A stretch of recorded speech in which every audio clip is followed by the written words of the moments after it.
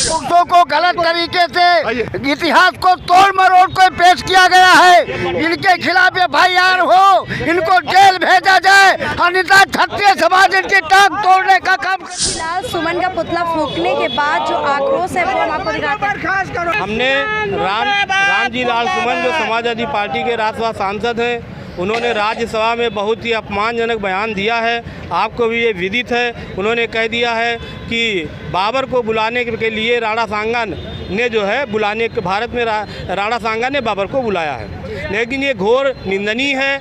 आप कोई भी इतिहास की किताब उठा करके देख लीजिए, बाबर को बुलाने के लिए आलम खान ने बाबर को बुलाया था, जो पंजाब का गवर्नर था।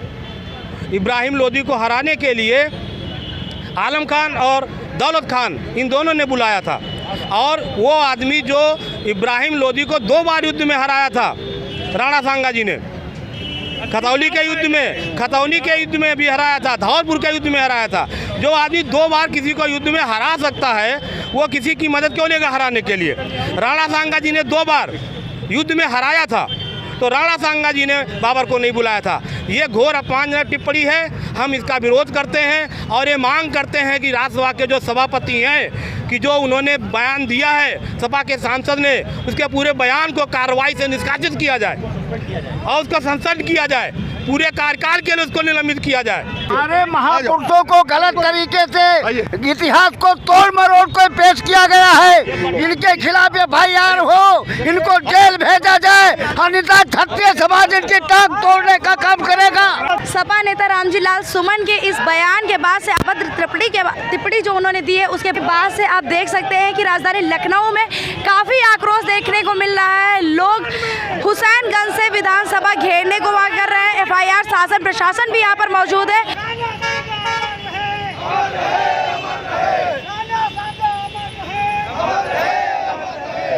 सर, जो ये रामजी लाल सुमन ने जो बयान दिया, अभद्र टिप्पणी की, देखिए रामजी लाल जो सुमन ने बयान दिया है वो बहुत ही आपत्तिजनक है, और केवल क्षत्रिय समाज के लिए नहीं, सर्व समाज के लिए। क्योंकि राणा सांगा जो थे, राणा संग्राम सिंह, वो सर्व समाज के थे। उन्होंने राष्ट्र की लड़ाई लड़ी, उन्होंने अपने राष्ट्र की लड़ाई लड़ते लड़ते अपना सर्वस्व न्यौछावर किया। उनकी 4-5 पीढ़ियाँ लगातार मुगलों से लड़ती रही हैं। और मैं कहना ही चाहता हूँ कि जो आर.एल. सुमन ने जो इतिहास पढ़ा है, इतिहास पढ़ करके जो कहता है कि बाबरनामा हमने पढ़ करके उसमें लिखा था कि महाराणा सांगा ने इब्राहिम लोदी को बुलाया था, मैं आपके माध्यम से कहना चाहता हूँ कि बाबरनामा में श्री राम मंदिर जो अभी अयोध्या में मंदिर बना, मंदिर का निर्माण हुआ, वो मंदिर गिरा करके बाबरी मस्जिद बनी, ये पूरा देश जानता है। सुप्रीम कोर्ट तक लड़ाई चली, कुछ लोगों ने कहा कि राम का अस्तित्व ही नहीं था।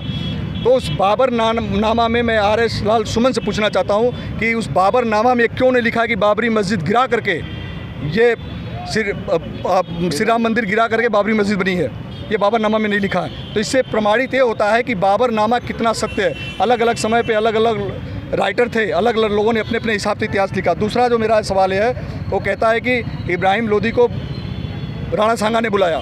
इब्राहिम लोदी को बुलाने वाला आलम खां था और दौलत खां था, और दौलत खां जो है उसका मामा का उसका जो वो चाचा लगता था। इन दोनों ने 1526 में आलम खां लोदी ने और दौलत खां लोदी ने इब्राहिम लोदी को बुलाया था। उसके पहले, उसके 10-15 साल 8 साल पहले 1517 1518 में जब राणा सांगा ने इब्राहिम लोदी को 2 बार हरा दिया, तो फिर क्या उनको पड़ी थी कि वो इब्राहिम लोदी को बुलाते? ये समझने वाली बात है। ये इतिहास के हर पन्ने में लिखा हुआ है। ये बाबरनामा ये कहीं राजनीतिक षड्यंत्र है। आर.एस. लाल सुमन को एक ऐसा दंड मिलना चाहिए। इस देश के जितने भी पॉलिटिशियन हैं, नेता हैं, संविधान के लोग हैं, विशेषज्ञ लोग हैं, मैं बुद्धिजीवी लोग हैं, मैं सभी से अपील करता हूँ, चाहे सर्व समाज के हों, कि किसी भी समाज में जन्मा हुआ महापुरुष अगर उसने राष्ट्र के लिए अपना सर्वस्व न्यौछावर किया है, उसके प्रति ऐसी भावना नहीं होनी चाहिए। और अगर बार बार आए दिन कोई न कोई ऐसी भावनाएं प्रकट करता है, तो उसको ऐसा दंड मिलना चाहिए जो एक मिसाल बने। मैं ये मांग करता हूँ। राजनीति में अधिकतर लोग जब मतलब चुनाव आने होते हैं, तब भी अभद्र टिप्पणियाँ करते रहते हैं, बयान देते रहते हैं, लेकिन इस बार कहीं ना कहीं महान पुरुष पे हुई है। देखिए, इस बार महान पुरुष पे नहीं, पिछले बार भी हुई थी। 2024 के चुनाव में पुरुषोत्तम रूपाला ने बयान दिया था, हमारी माताओं बहनों पे दिया था, जिन्होंने जौहर किया था, हमारी माताओं बहनों पे अभद्र टिप्पणी किया था। वो प्रधानमंत्री मोदी का मित्र था, मोदी का मित्र है। पूरा क्षत्रिय समाज विरोध किया। गुजरात में आपने देखा होगा कि क्षत्रिय समाज इकट्ठा होकर के विरोध किया। लाखों की संख्या में लोग इकट्ठा हुए, वहाँ पर उनकी पगड़ियाँ उछाल दी गई। माताओं बहनों को, जो बहनें कभी हमारे समाज की बेटियाँ कभी रोड पर नहीं आती, वो प्रदर्शन करने आई तो उनको जेल के अंदर डाल दिया गया।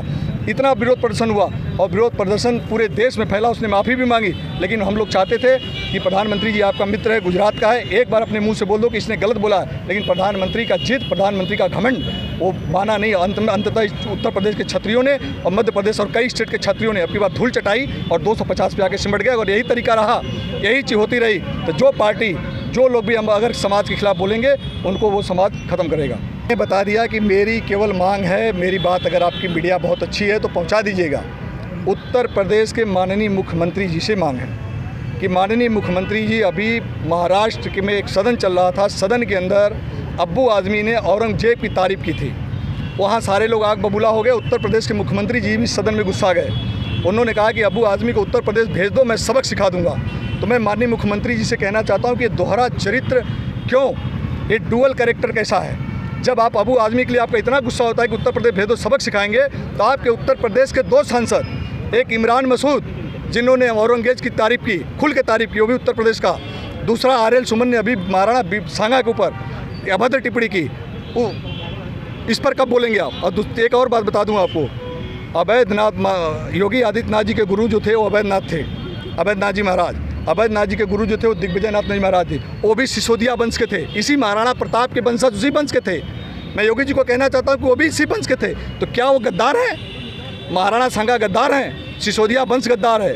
अगर ये गद्दार हैं तो योगी जी अगर आप चुप रहेंगे तो ये मान लिया जाएगा कि आप गद्दार हैं, आप एक क्षत्रिय हैं। और क्षत्रिय होने के नाते आए दिन हम लोग जो सुनते रहते हैं कि क्षत्रियों की सरकार, क्षत्रियों की सरकार, आए दिन हत्याएं होती रहती है क्षत्रियों की, हम लोग नहीं बोलते। लेकिन आज अगर इतना बड़ा अपमान अगर योगी जी आप सह लेंगे तो ये मान लिया जाएगा कि आप जो है दोहरे चरित्र के, या आप जो है निर्णय लेने में सक्षम नहीं हैं। सपा नेता रामजी लाल सुमन ने राज्यसभा में कहा था कि भाजपा के लोगों का तकिया कलाम बन गया है कि मुसलमानों में बाबर का DNA है। अगर मुसलमान बाबर की औलाद है तो तुम गद्दार राणा सांगा की औलाद हो। इस बयान के बाद से आज राजधानी लखनऊ में काफ़ी आक्रोश देखने को मिला। करनी सेना के कार्यकर्ताओं ने राजधानी लखनऊ में रामजी लाल सुमन का पुतला फूंककर जोरदार प्रदर्शन किया। करनी सेना के कार्यकर्ताओं ने FIR दर्ज करने की मांग की, जिसका आक्रोश आज राजधानी लखनऊ में देखने को मिल रहा है। सरकार से भी वो इसके लिए न्याय की मांग कर रहे हैं। अगर सरकार इस पर कोई अपना निर्णय नहीं लेती है तो करनी सेना चुपचाप नहीं बैठने वाली है, वह लगातार ऐसे ही प्रदर्शन करती रहेगी।